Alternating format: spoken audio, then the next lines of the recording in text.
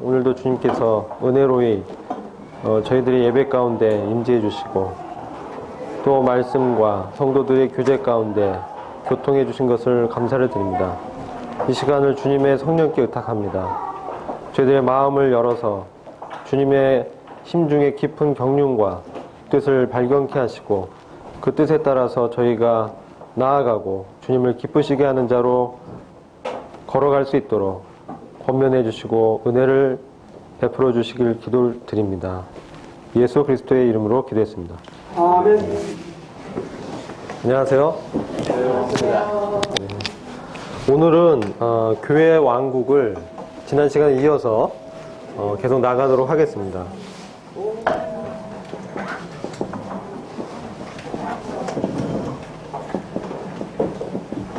지난 시간 때 이 왕국의 정의에 대해서 나누다가 다 마치지 못했습니다. 그래서 오늘은 이 왕국에 대해서 다 마치고 시간이 되면 교회에 대해서 또 들어가도록 하겠습니다. 지난 시간에 저희가 이 왕국의 정의를 말씀드릴 때 이것은 우리가 죽어서 가는 하늘, 곧 낙원이 아니다. 우리가 상식적으로 알고 있는 이 하늘나라라는 것이 이 성경에서는 천국이라고 번역하고 있는데 사실상 이것은 왕국이어야 된다. 그렇게 말씀을 드렸습니다. 그래서 특별히 마태복음에 이 천국, 하늘의 왕국에 대해서 많이 언급하고 있는데 그것에 대해서 말씀을 드렸는데 이것을 중국 성경을 이렇게 번역하다 보니까 그냥 천국 이렇게 번역을 했습니다. 그래서 저희가 복음 전하거나 저희가 일반적으로 생각하는 천국은 죽어서 가는 나라라고 알고 있죠. 죽어서 가는 나라. 그렇죠. 죽어서 성도가 가는 나라. 근데 사실 이 죽어서 가는 나라는 성경적인 표현은 낙원입니다. 낙원. 또는 아브라함의 품이라고도 성경에서는 말씀을 하고 있습니다. 하나님이 계신 곳, 위로를 누리는 곳, 고통이 없는 곳. 이렇게 저희가 성경적인 용어는 낙원이라고 해야 되고, 이 천국은 이 바실레이아라고 말씀드렸죠. 바실레이아. 근데 이것은 이제 왕국이라는 뜻이거든요. 왕국 또는 왕권. 이런 의미가 있습니다. 먼저는 왕이 하는 직무. 이게 첫 번째 우선적 의미고요. 두 번째 의미는 왕이 다스리는 영역. 그런 의미가 있는데 이 앞에 이 수식어가 들어갑니다. 그것이 이제 이 하늘의 왕국 이렇게 표현이 되어 있는 것이 마태복음에 주로 표현이 되어 있고요. 다른 누가복음이나 요한복음, 마가복음에는 하나님의 왕국이라고 표현이 되어 있습니다. 그래서 이 부분에 대해서 지난 시간에 잠깐 말씀을 드렸습니다. 하나님의 왕국은 하나님의 통치가 있는 그러한 영역이다. 이런 말씀을 드렸습니다. 그래서 하나님의 왕국은 보이는 왕국이 있고 보이지 않는 왕국이 있습니다. 그래서 하나님의 왕국이 보이는 왕국으로 나타날 것이 바로 이 천년왕국이다. 이런 말씀을 드렸습니다. 주님이 왕으로 오셔서 열방을 통치하고 또 이스라엘 중심으로 주님께서 직접 보좌에 앉으셔서 의로 통치하는 그런 왕국이 이제 천년왕국입니다. 그래서 우리가 이것을 문자적으로 이해할 때 천년 동안 그리스도께서 왕으로 통치하는 그런 나라다라고 우리가 말을 할 수가 있습니다. 요한계시록에는 천년왕국이 6회 정도 언급이 되어 있습니다. 그래서 이 해석을 저희가 영적 상징적으로 보기보다는 6번이나 언급한 그런 것을 보았을 때 문자적이고 가시적인 그러한 실제로 실현될 장래의 나라로 저희 그 모임의 전통적인 해석은 그렇게 분별을 하고 있습니다. 근데 하나님의 왕국에 보이지 않는 왕국이 있습니다. 보이지 않는 왕국은 하나님의 왕권, 하나님의 통치가 있는 그러한 영역입니다. 그래서 이것은 태초 전부터 또 영원 이후까지 즉 알파와 오메가의 그 시간의 영역을 벗어나서 모든 시간을 아우르는 하나님의 통치가 있는 곳, 그것이 하나님의 왕국입니다.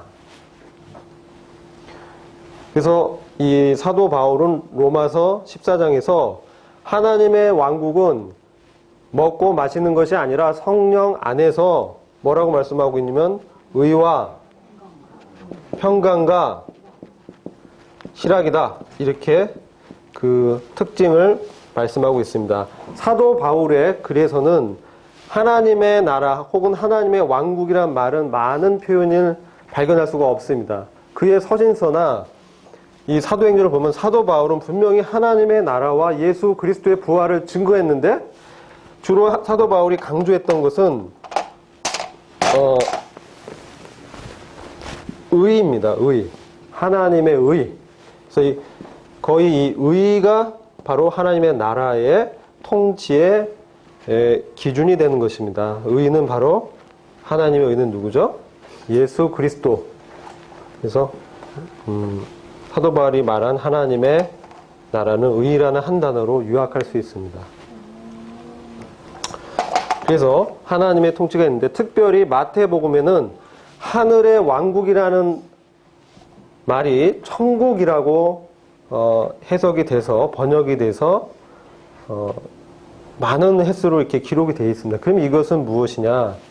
어떤 분들은 하나님의 왕국과 하늘의 왕국이 같은 의미다라고 이렇게 해석하시는 분도 있습니다. 복음서에서 보면 그 동일한 비유를 하면서 하늘이 하나님으로 이렇게 교차돼서 표현된 것이다. 왜냐하면 유대인들은 하나님, 야훼 이 이름을 직접적으로 언급하기를 두려워했습니다. 그래서 특별히 이제 하늘이라는 하나님이 계신 그 하늘 이라는 뜻에서 하늘의 왕국이다 이렇게 보시는 분도 있습니다. 전통적인 세대적 분별에 있어서는 이것을 좀 나눕니다. 좀 나누는데 이 부분을 어떤 분들이 좀 어렵게 생각이 되는 그런 부분도 있어서 제가 좀 생각을 해봤는데 이 하늘의 이 왕국은 바로 하늘에서 이 땅에 대해서 이 통치를 하는 그러한 영역을 말합니다. 근데 주님께서 또 침례자 요한이 주님보다 먼저 와서 증거했던 첫 번째 말씀이 회개하라 천국이 가까웠다 이렇게 말씀했습니다. 그래서 회개하라 천국이 가까웠다. 이 천국은 정확한 번역은 이제 하늘의 왕국이라고 말씀을 드렸고요. 그래서 특별히 마태복음의 성격을 저희가 이해를 해야 이 하늘의 왕국이라는 말의 의미를 이해할 수가 있다고 생각이 듭니다. 그래서 마태복음은 신학자들이 공통적으로 말을 하고 있는데 특별히 이스라엘, 유대 민족을 대상으로 기록된 복음서다 이렇게 보고 있습니다. 마태복음은 이제 유대인을 대상으로 특별히 했고 마태복음에서 관심을 갖고 있는 것은 바로 왕으로 오신 그리스도를 조명해주고 있다 이렇게 보고 있습니다. 마가복음 또 누가복음 이 요한복음 이렇게 4복음서가 있는데요. 누가복음은 이방인들을 주로 대상으로 했다고 보고 있습니다. 다른 열방. 그래서 그리스도를 인자라고 이렇게 표현을 하고 있습니다. 인자. 주님의 인자 대신 주님이 인자로 오셔서 지극히 높은 자, 옛적부터 계신 자로부터 통치권을 받으셔서 세계 열방을 통치할 그런 분으로 다니엘서 7장에는 예언하고 있습니다. 그래서 그 주님이 인자와 같은 분, 인자로 보고 있습니다. 마가복음은 주님을 특별히 종으로 소개하고 있습니다. 하나님의 뜻을 성취하시고 하나님의 뜻에 죽기까지 순종하신 종으로 오신 주님. 이렇게 이제 공간복음이라고 합니다. 그리고 요한복음은 이 3복음서에서 특별히 그 사도 요한이 강조하고 싶은 좀 보완하는 사도 요한의 사역이 보완하는 사역이었습니다. 베드로는 복음을 그 유대인들에게 증거했고요. 사도 바울은 이방인에게 복음을 증거했고 특별히 교회에 대한 진리를 사도 바울이 주님부터 받았습니다. 교회에 남겨진 고난을 그의 육체 가운데 채우노라 이런 말씀을 했습니다. 사도 요한은 바로 예수 그리스도의 하나님 되심을 강조하고 있습니다. 예수 그리스도의 하나님 되심, 즉 신성. 예수님이 하나님이시다. 이것을 강조하고 있습니다. 이렇게 사복음서가 각각 우리 주님에 대해서 약간은 다른 시각에서 조명해 주고 있습니다. 그래서 이것은 주님의 다양한 모습을 우리가 볼 수 있도록 하기 위해서 하나님께서 특별히 마련하셨다 이렇게 보여집니다. 그럼 마태복음에서 말씀하고 있는 이 하늘의 왕국은 다른 복음서에서는 하나님의 왕국, 하나님의 통치가 있는 그러한 나라라고 말하고 있는데 특별히 마태복음은 하늘의 왕국이라고 말하고 있는 것을 저희가 이 13장에서 집중적으로 보게 됩니다. 마태복음 13장을 보면 천국 비유라고 주님이 7가지 비유를 소개하고 계십니다. 우리가 이제 시간이 되면 이걸 좀 살펴보는데 7과에 가면은 저희가 5과인데 7과에서 천국 비유에 대해서 자세히 살펴봅니다. 그래서 천국의 비밀을 비유를 통해서 말씀하시고 유대인들에게 그 말씀하는데 특별히 제자들에게는 그 뜻을 자세히 풀어서 해석해 주셨습니다. 그래서 그 제자와 이 주님을 따랐던 일반적인 추종자를 구분했다 이렇게 보고 있습니다. 그래서 이게 다르다 이렇게 말을 할 수 있고요. 추종자들은 주님으로부터 나오는 그 신적인 권능을 보고 쫓아왔던 사람들이죠. 먹을 것을 공급하시고 병자를 고치시고 귀신을 내쫓으시고 이것은 바로 메시아에게 나타나는 표적들이었는데 이 추종자들은 그런 표적들을 보고 쫓아왔던 사람들입니다. 근데 주님께서 어려운 말씀을 하시니까 주님의 죽으심과 주님의 몸과 살의 의미와 십자가의 사역을 이제 증거하게 됐을 때 이들은 받지 못했습니다. 그래서 이들은 떠나갔습니다. 그러나 주님의 제자들, 특별히 12제자, 12사도들은 주님의 곁에서 계속 있었습니다. 이런 좀 차이가 있다. 이 제자들은 특별히 우리가 성경에서는 유대인의 남은 자들이라는 특별한 말씀을 하고 있습니다. 유대인에게 남겨진 자들, 남은 자들, 이들을 통해서 하나님의 왕국이, 천영 왕국이 세워질 것입니다. 그래서 특별히 저희가 좀 관심을 봐야 되고요. 근데 유대인들을 중심으로 봤을 때 이 하늘의 왕국을 어떻게 우리가 이해할 수 있는가? 유대인들은 특별히 하나님께서 선택한 민족입니다. 그래서 유대인의 이 조상은 누구죠? 아브라함입니다.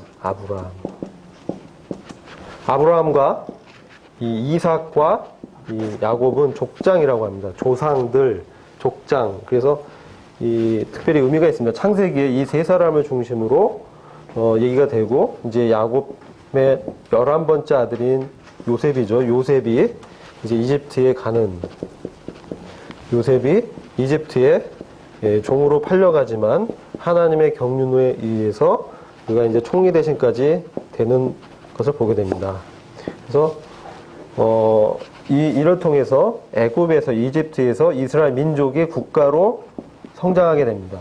성장하게 되고 하나님께서 창세기 1, 2장에서 보여주신 생육하고 번성하고 땅을 정복하고 다스리라 라는 하나님의 통치를 아담에게 그 위임하셨는데 아담이 실패합니다. 그리고 그 이후에 이 노아도 실패합니다.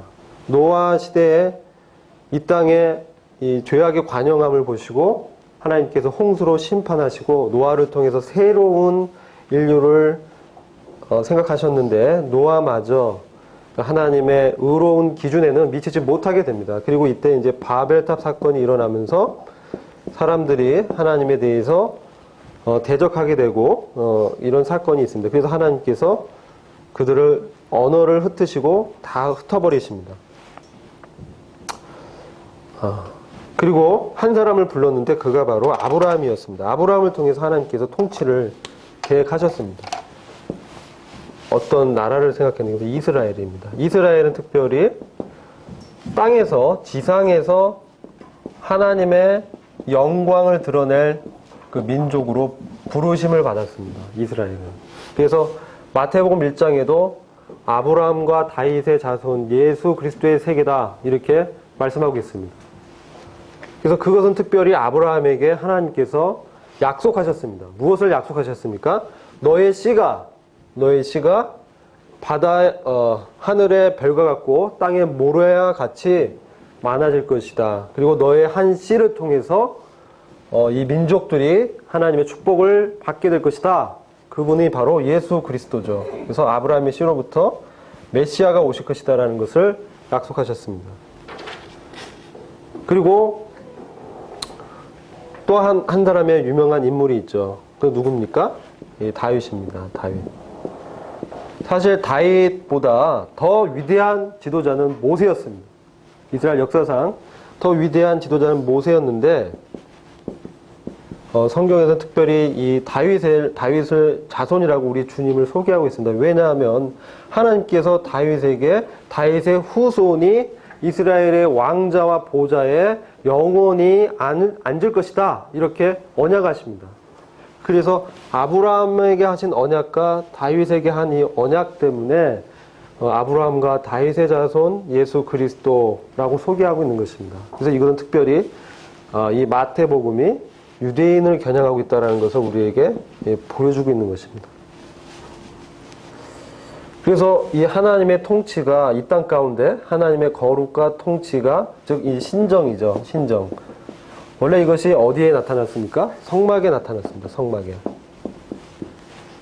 성막에서 내 백성과 내가 대면하여 변론하리라. 그래서 백성들의 죄를 해결하시고 하나님의 임재의 거룩을 유지하는 수단으로 제사를 제정하셨습니다.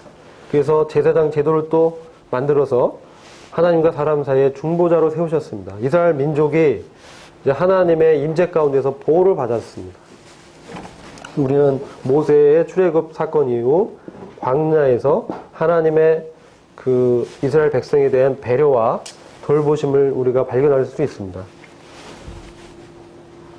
그런데 이러한 하나님의 지상의 선민은 이스라엘이 이전의 민족들과 동일하게 이들도 성공하지 못합니다. 하나님의 영광을 나타내지 못합니다. 하나님은 이스라엘을 이 땅 가운데 하나님의 영광을 나타낼 민족으로 부르셨는데 이들이 우상 숭배를 하게 되면서 하나님과 우상을 겸하여 섬깁니다. 그래서 우리가 잘 아는 그 사건이 또 일어나죠. 민수기 사건에 보면 24장, 25장에 보면 발람의 괴계로 모압 여인이 이스라엘의 청년들과 이제 그 음행하게 됩니다. 그래서 하나님의 거룩이 거기서 훼손당하고 하나님의 구원이 모독을 받습니다. 그래서 하나님의 심판이 임해서 24,000명이 역병으로 죽임을 당합니다. 그런 사건이 있게 되고 그래서 이스라엘이 그 이방 민족의 이 신들에게 절하게 됩니다. 절하게 되고 그 안에서 그 이방 민족의 그 제사장들의 딸들과 결혼하고 이런 이제 일들이 나자 하나님의 영광이 이제 이스라엘로부터 떠나게 됩니다. 이게 로암미. 그래서 너희는 더 이상 나의 백성이 아니다. 하나님께서 그렇게 말씀하십니다. 그런데 이러한 그 하나님의 통치를 하나님께서 그럼 포기하셨냐? 그렇지 않습니다.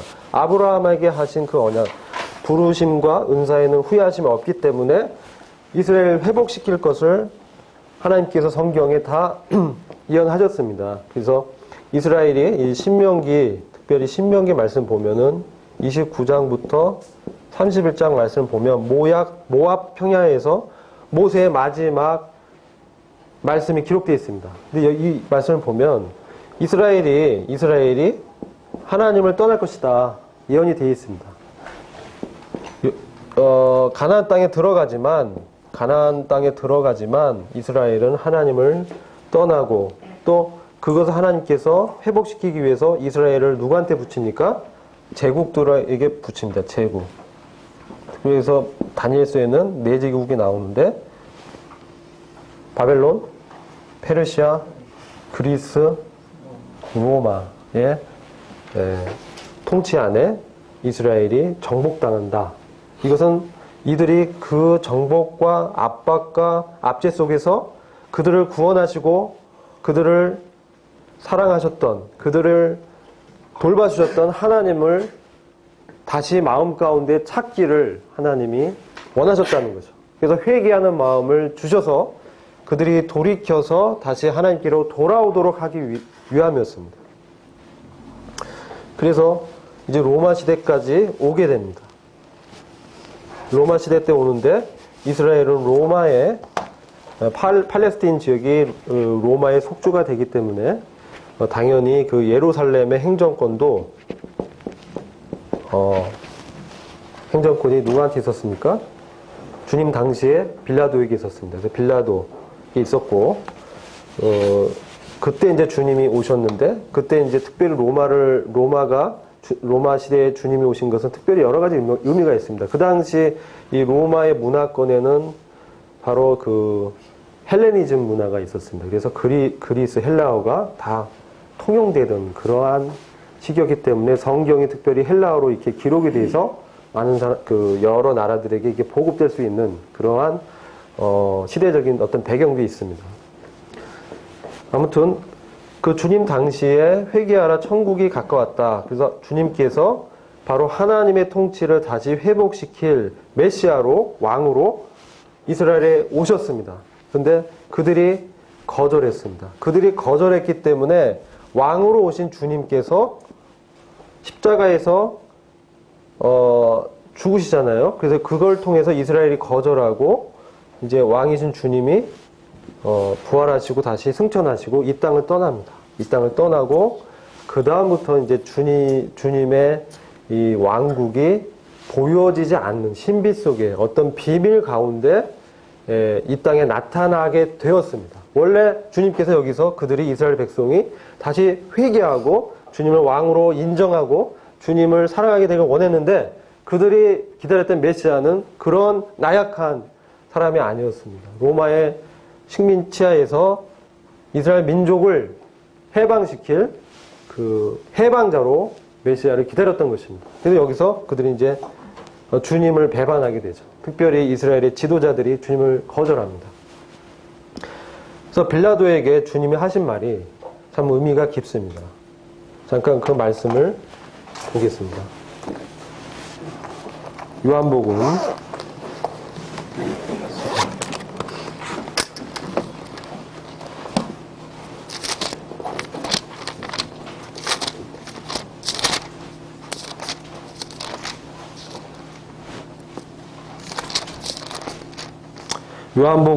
18장 36절입니다. 36절 보시면 시간 관계상 제가 제 성경 흠정역 번역에 약간 다른데요. 네, 읽어드리겠습니다.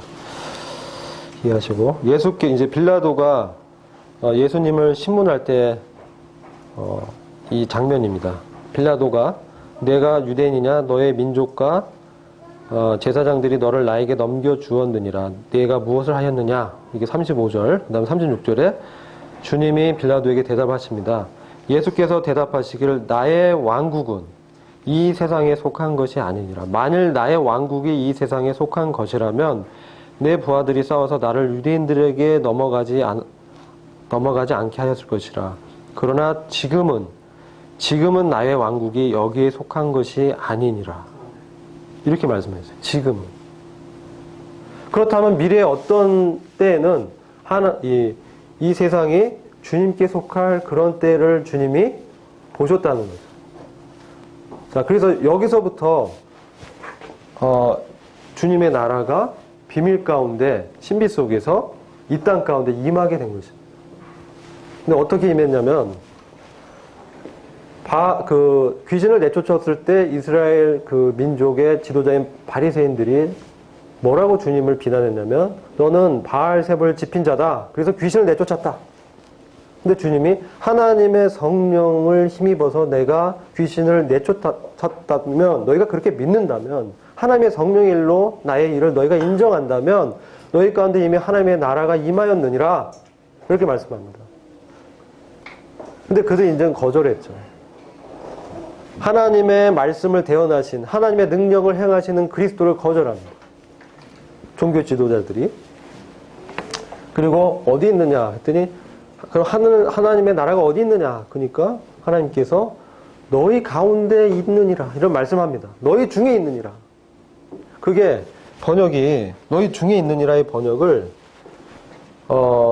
너희 안에 있느니라 이렇게 되어 있거든요. 근데 이게 너희 중입니다. 너희 가운데 있느니라. 너희 가운데 내가 하나님의 왕권을 가지고 있는 나라로서 와 있다. 이런 의미로 보여집니다. 주님 자체가 하나님의 나라입니다. 주님 자체가 하나님의 왕국이었습니다. 하나님의 통치권이었습니다. 그래서 주님이 오셨는데 그걸 거절하는 거죠. 그래서 그 하나님의 통치권으로 오신 주님을 인정하고 받아들인 자에게는 그들의 심령 가운데 하나님의 나라가 임한 것입니다. 그래서 보이지 않는 그런 영역에 있는 것입니다. 특별히 그런 것을 우리는 유대인들의 거절로 인해서 메시아가 거절됐기 때문에 하늘로 그 주님이 이게 승천하시잖아요. 그 이후에. 그리고 천국의 열쇠를 베드로에게 이제 위임하십니다. 그래서 이 땅 가운데 하나님의 통치가 넓어지는 그 영역의 책임이 있게 되는데 그 승인은 하늘에 계신 하나님께서 하신다는 거예요. 하늘의 통치권을 따르는 이 지상에 있는 하나님의 통치의 영역인 하늘의 왕국인 거예요. 근데 이것이 비밀스럽게 이제 되어질 수밖에 없었죠. 유대인들이 거절했기 때문에 보이는 왕국이 그 당시 지금은 아니라는 거예요. 하나님의 왕국이, 하나님의 통치가 이미 왔지만, 이미 시작되었지만, 그 통치의 완성은 아직 아니라는 거예요. 미래에 완성이 될 것인 거예요. 그래서 보이지 않는 형태로 이제 된 것입니다. 원래는 유대인들이 받아들였으면 그때 보이는 이스라엘 민족의 어떤 그 국가가 형성이 됐을 텐데, 정부가 주님의 통치가 있었을 텐데 거절하니까 될 수 없었습니다. 근데 여기 안에는 놀라운 하나님의 경륜이 있습니다. 유대인들이 거절했기 때문에 복음이 어디로 넘어갑니까? 이방인에게 넘어가는 거예요. 이방인에게 복음이 넘어감으로 인해서 저희도 이방인이잖아요. 이방인들을 통해서 또 유대인 가운데 믿는 사람들에게 그 가운데 무엇이 형성됩니까? 하나님의 교회가 이제 형성이 되는 것입니다. 하늘의 왕국이 이 땅 가운데 있는 이 시기 동안 이 땅 가운데서는 이 땅에 살지만 시민권이 하늘에 있는 그리스도의 우편 보좌에 앉혀진 교회가 부르심을 받고 있는 기간이라는 거예요. 그래서 교회가 태초 이전부터 주님의 마음 가운데 있었습니다. 그래서 이 교회가 바로 이 기간에 부르심이 있게 됩니다. 그 근거는 바로 주님의 십자가였습니다. 주님의 복음이었습니다. 십자가의 복음을 그리스도와 함께 내가 죽고 그리스도와 함께 부활함으로 그리스도 안에 연합된 놀라운 영광의 교회가, 영광을 받을 교회가 이제 세워진 것이죠. 그래서 이 하늘의 왕국과 교회가 이런 관계가 있는 것입니다. 그래서 이때의 하늘의 왕국은 어떻게 임합니까? 하나님의 말씀을 통해서 임합니다. 씨 뿌린 자의 비유를 통해서 보면 하나님의 말씀이 증거되고 예수 그리스도를 통해서 인자로 오신 예수 그리스도의 그 입술의 증거를 통해서 하늘에 계신 아버지의 말씀이 받아서 예수 그리스도의 입을 통해서 증거된 것입니다. 하나님의 생명이 예수 그리스도를 통해서 나타난 것입니다. 그래서 그것을 받은 사람이 믿음으로 반응할 때 그에게 하나님의 나라가 시작된 겁니다. 이게 보이지 않는 하나님의 왕국입니다. 이렇게 보이지 않게 비밀 가운데 임하는 이 외형을 마태복음에서는 특별히 하늘의 왕국이라고 유대인들의 역사 가운데서 이런 유대인의 거절을 통해서 나타날 하나님의 통치를 특별히 말씀하고 있는 거예요. 마태복음은 그렇게 특별하게 유대인들을 대상으로 한 것이기 때문에 하늘의 왕국이라는 단어를 썼습니다. 그러나 다른 복음서는 이것을 유대인 대상이 아니기 때문에 이방인들 주님의 신성을 보여줄 때는 이 하늘의 왕국도 큰 의미에서 하나님의 통치가 있기 때문에 하나님의 왕국으로 봐도 큰 무리는 없어요. 근데 그렇게 됐을 때는 구속사적인 의미는 같이 통하지만 경륜적인 의미에서 이 부분을 이해를 하기가 어려워요. 교회가 여기서 산출된다는 거예요. 그렇기 때문에 우리가 언약주의자들은 이것을 같게 보는 거예요. 하나님의 왕국과 교회가 같다. 이스라엘과 교회는 같은 것이다. 그렇게 되면 어떻게 되냐면 성경에 종말론이 달라집니다. 그러면 교회가 이스라엘과 같이 대환란을 겪게 되고 그렇게 되는 거예요. 그래서 이제 이 구분이 그래서 중요한 의미가 있습니다. 근데 그 언약론자들이 네. 그 왕국을 이스라엘이 거절했다는 그 부분에 대해서 굉장히 그 염증 반응을 일으키잖아요. 그러니까 실제로는 이스라엘이 그러면은 받아들였으면은 예수 그리스도의 십자가 계속 있을 수가 있겠느냐. 그러니까 만약이 없기 때문에 네. 그런 그렇죠. 이제 견해를 많이 주장을 하는데요. 네, 그 언약주의도 하나의 큰 신학이기 때문에 그 사람도 부인할 수 없어요. 그 사람들도 구원받은 형제들이지만 이제 교회에 대해서 보는 관점이 이렇게 차이가 나기 때문에 저희가 이제 믿는 분별은 여기서 그래서 제가 뭐라면 하나님의 비밀이라고 한 거죠. 하나님의 비밀, 그리스도의 비밀 여기 있잖아요. 그리스도의 비밀, 그 이 경륜이 있는 것이다. 그래서 성경을 문자적으로 취해서 보았을 때는 하나님의 이 왕국의 통치가 지금 현재는 보이지 않는 그러한 영역 가운데 있습니다. 그러나 왕이신 주님께서 이제 돌아오시면 귀족, 귀인이 이제 왕권을 받아서 돌아올 때는 이 땅 가운데 심판이 있죠. 심판을 통해서 우리 주님이 하나님 되심을 믿지 않는 자들에게 선포하십니다. 지금 복음을 통해서 선포하잖아요. 믿지 않는 사람은 안 듣습니다. 복음에 나타난 주님의 주권과 왕권을 믿지 않습니다. 이런 사람들 어떻게 됩니까? 주님이 재림하실 때 심판으로 보여주십니다. 늦은 거죠. 믿지 않기 때문에. 그래서 심판으로 하나님의 주권과 주님의 하나님 되심을 보여주시고 심판을 통해서 나라를 이제 세우십니다. 그게 바로 보이는 천년 왕국입니다. 그래서 이제 언약주의에서는 이 천년 왕국을 보이지 않는 나라에 그렇게 보는 거예요. 이 천년을 문자적으로 안 봅니다. 그래서 그냥 긴 기간 동안에 무천년주의도 있고요. 그래서 실제로 이 천년 왕국은 존재하지 않는다. 영적인 영역으로만 보는 거예요.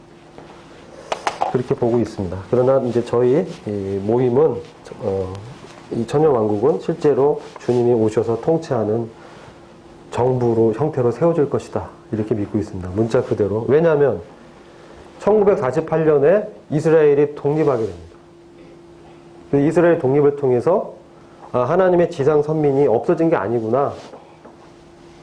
여전히 존재하고 그들을 향한 하나님의 부르심이 남아있구나. 이걸 이제 알게 되는 거예요. 여기서 이제 제가 좀 설명을 드리려고 하는 것은 이제 하늘의 왕국의 개념을 이렇게 잡으시고 하늘의 왕국, 그리고 전체적인 하나님의 왕국 안에 있고 교회는 우리 성도죠. 성도는 어떻게 이해되냐면요. 성도는 우리의 시민권 어디 있습니까? 하늘에 있죠. 우리 교회에 소속되어 있습니다. 그러나 우리는 하늘에 살고 있습니까? 이 땅에 살고 있죠. 이 세상에. 이 세상은 뭡니까? 왕국 가운데 있는 거예요. 이 왕국 가운데 있으면 무엇이 있습니까? 시련이 있습니다. 왜 시련이 있습니까? 여기 투쟁도 있습니다. 그리고 책임이 있습니다. 이 땅에서. 왜 그렇습니까? 네? 우리가 육신이 있기 때문에 그런 거예요. 이게 뭐예요? 육신에 죄가 잔재해 있기 때문에 그래요. 하나님의 통치가 우리한테 임하고 성령이 임했지만 여전히 내 몸 안에는 육신이 남아있다는 거예요.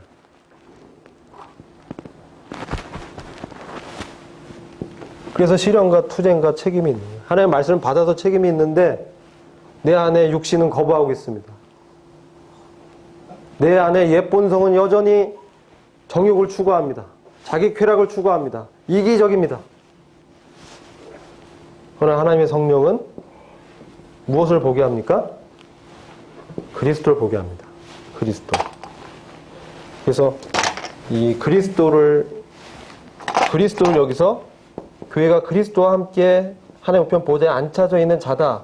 우리는 하늘의 시민이다. 이 땅에서는 보이지 않는 이 하나님의 통치의 영역에 있지만 이 땅에서는 바로 이방인이요 나그네로 걸어가는 것입니다. 이렇게 이해하시면 좀 더 이제 성경을 보실 때 전체 하나님의 경륜 가운데서 보실 수가 있습니다. 자, 그러면 사단의 권세는 어떻게 됐습니까? 사단의 권세는 십자가에서 깨졌습니다. 사단의 권세는 십자가에서 깨졌습니다. 주님께서 히브리서 2장 말씀 보면 육체로 입고 오셔서 일생에 매어 종로로 타는 우리들을 사망의 권세를 깨심으로 해방시켜 이렇게 말씀하고 있어요. 사망의 권세를 죄의 권세를 깨셨습니다. 마귀를 멸하셨다. 근데 에베소서 2장 보면 여전히 마귀가 등장합니다. 그죠? 공중 권세 잡은 자, 또 다른 그 성경에는 이 세상의 신으로 등장하고 있어요. 그건 뭐냐면 하나님의 권세를 잠시 찬탈한 자, 이런 의미예요. 그래서 행세하고 있는 거예요. 마치 자신이 왕인 양. 그래서 마귀는 위조된 왕국을 이 땅 가운데 건설하려고 하는 거예요. 마귀의 왕국. 그 사망의 나라인데 그 사망의 권세를 주님이 십자가에서 깨신 거예요. 깨셔서 마귀는 더 이상 하나님의 왕국에 들어온 그리스도인을 어찌할 수 없습니다. 이 권세는 멸해진 거예요. 왜? 이걸 행하려면 살아있어야 되는데 우리는 그리스도 안에서 죽은 자이기 때문에 그렇습니다. 마귀가 우리를 어찌할 수 없습니다. 그래서 우리가 그리스도와 함께 살아난 자입니다. 그래서 우리가 바라보면서 우리 이 땅 가운데 이 세상은 지금 주님께 속해 있지 않기 때문에 주님을 바라보면서 이 땅을 이제 주님과 함께 동행하는 그 가운데 있습니다. 언제 마귀가 붙잡힙니까? 그것은 주님이 재림하시면 마귀를 붙잡습니다. 1000년 동안 무적행에 넣어놓고 그 다음에 그 이후에는 새하늘과 새 땅 때는 마귀를 지옥 불못에 던져버리십니다. 그래서 마귀와 그의 부하들인 귀신들과 원래 지옥 불못이 그들을 위한 것이죠. 그런데 거기에 이제 동조한 이 땅에 연합한 땅의 가치관을 살아가는 사람들은 마귀와 함께 지옥에 가는 거죠.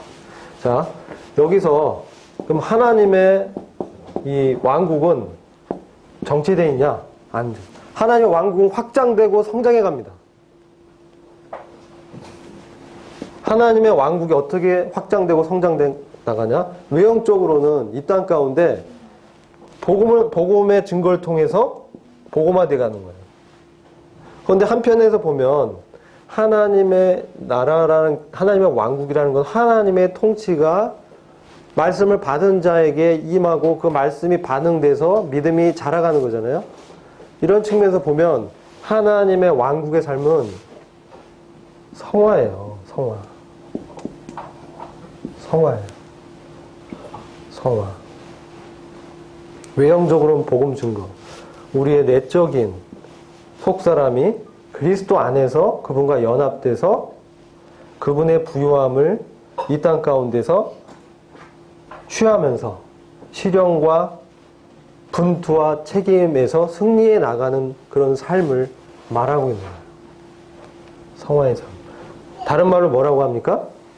그리스도 안에 있다라는 거예요. 이게 하나님의 왕국의 삶을 다른 말로 하나님의 왕국이 확장되는 것을 그리스도인의 성화. 이것은 어디에서 가능합니까? 그리스도 안에 있을 때 가능한 거예요.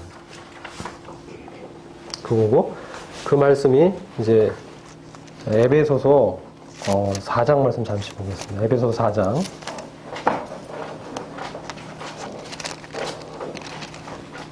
4장 12절부터 15절.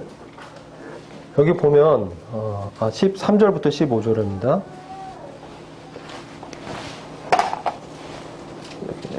보시면 우리 모두가 믿음의 하나됨과 하나님의 아들을 아는 지식의 하나됨에 도달하게 하고 온전한 사람이 되어 그리스도의 충만하심에 장성한 분량에까지 이르게 하려 하심이라. 그리하여 우리가 이제부터는 더 이상 어린아이가 아니요 사람들의 속임수와 교활한 술책으로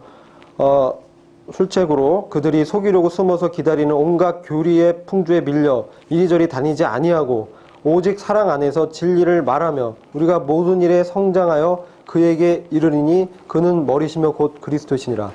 우리가 그리스도 안에서 믿음의 하나됨과 하나님의 아들인 그리스도를 아는 지식의 하나됨에 도달해서 우리의 믿음이 그리스도께서 원하시는 충만한 그 장성한 분량에 이르게 하겠다는 거예요.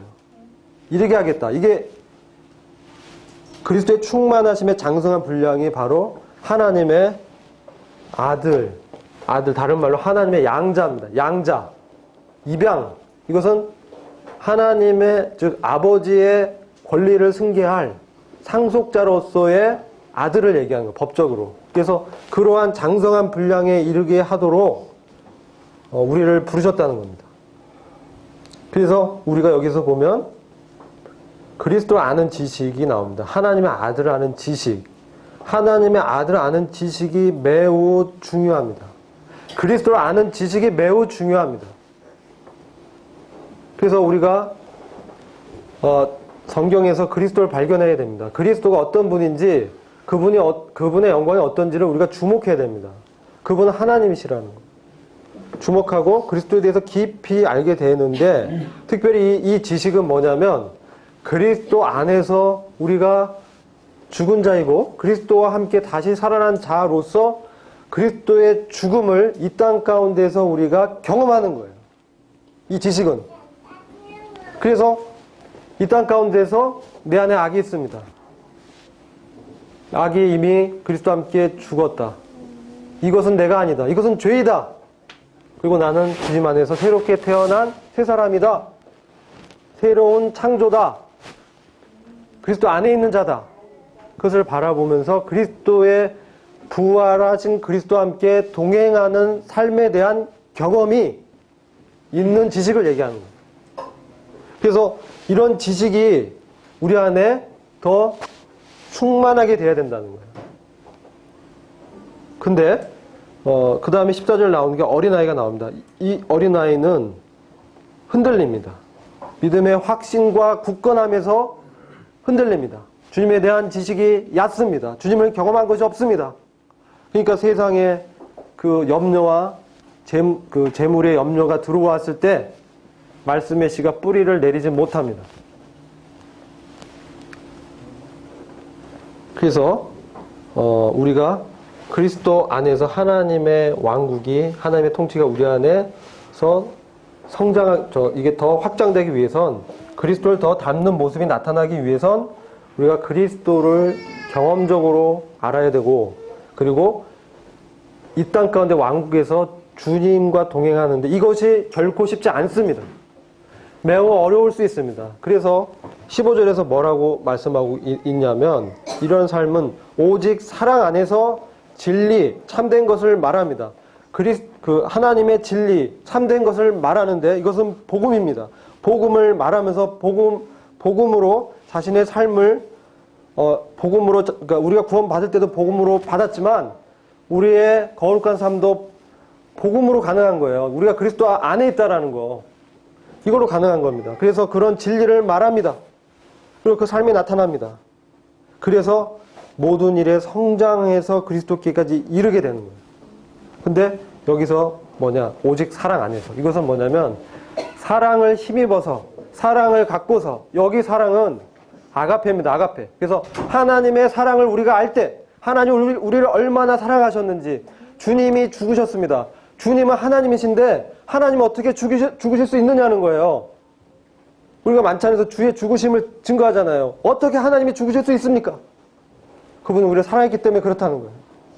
그래서 그분이 하나님의 요구인 거룩을 만족시키고 그분을 헌신하신 것입니다. 그래서 그 주님의 죽으심을 우리가 바라보면서 하나님의 사랑, 그 복음 안에 있는 하나님의 사랑을 힘입어서 우리가 진리를 말할 수 있고 그리스도 안에서 우리가 죽었고 살아가는 것을 체험하는데 성령의 인도함에 우리 몸을 드릴 수 있게 되는 거예요. 인간적인 노력으로는 되지 않습니다. 절대 불가능합니다. 오직 그리스도 안에서 그분의 사랑 안에서만 가능합니다. 그래서 사도가 이렇게 말하고 있는 거예요. 그리고 또 하나의 우리의 힘이 되는 한 분이 계십니다. 누굽니까? 보혜사 성령. 성령께서 우리에게 그리스도를 조명해 주십니다. 성령께서 우리에게 하나님의 영광의 본체인 그리스도를 우리에게 날마다 기억나게 해줍니다. 그게 에베소 5장 15절에 보시면 성령의 충만을 받으라. 그런 말씀이 나와요. 에베소서 5장 15절인가요?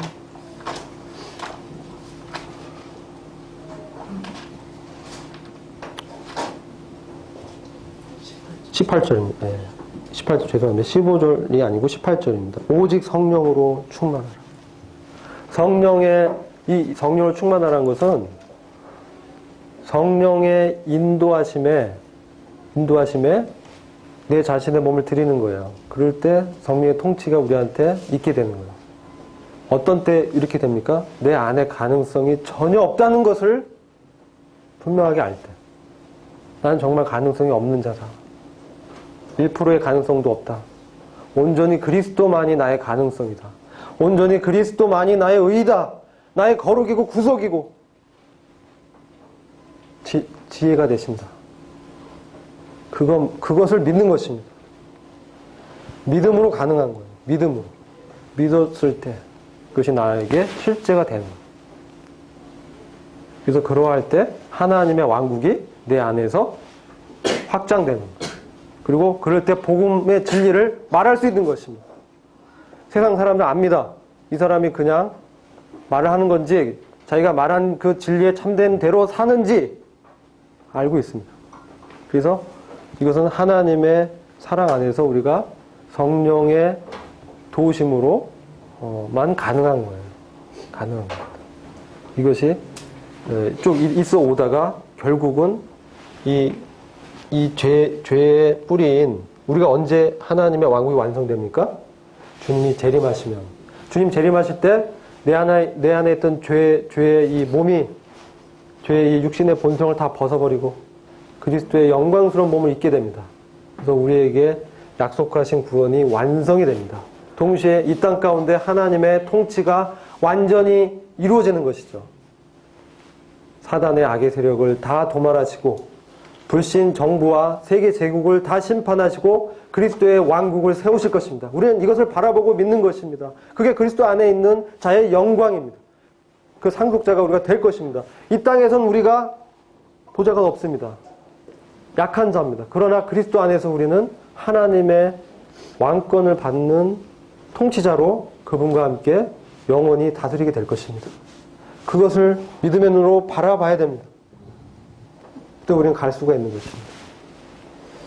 그래서 하나님의 왕국이 그런 의미가 있다는 것을 우리가 좀 봐야 되고 교회는 바로 그러한 왕들이 모인 것입니다. 그런 왕들의 집합체입니다. 왕 같은 제사장이다.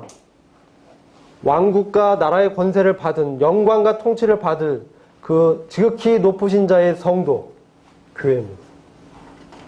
그리스도의 몸이요. 하나님의 진리의 터요. 그리스도의 사랑하는 신부. 바로 그 교회가 바로 우리입니다. 교회가 사람입니다. 두세 사람이 모인 곳에 주님이 함께 있습니다. 그것이 바로 교회입니다. 그래서 이 교회의 영광은 바로 그리스도의 영광입니다. 그래서 왕국의 통치자로 오실 우리 주님이 우리 안에 계십니다. 우리 안에 계십니다.